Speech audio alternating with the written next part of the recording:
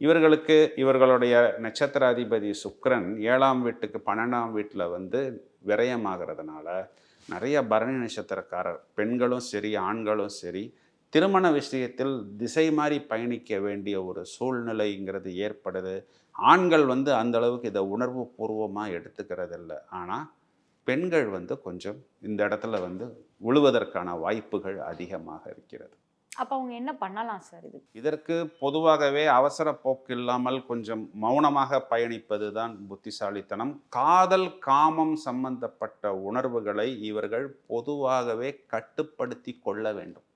இந்த ஃபேண்டஸியை வந்து ரொம்ப விரும்பக்கூடிய நபர்களாக இவர்கள் வருகிறார்கள். இதனால ஒரு எதிர்ப்பாளினர் மேல் ஒரு ஈர்ப்பு அப்படிங்கிறது ஏற்படுது. ரொம்பவும் லக்ஸுரி லைஃபு, ரொம்பவும் லேவிஷாக இருக்கிறது, இந்த 5 ஸ்டார் ஹோட்டல்ஸுக்கு போகிறது, உலக சுற்றுலா போகிறது, இந்த மாதிரி எல்லாம் ஒரு ஃபேண்டஸி விரும்புவார்கள்.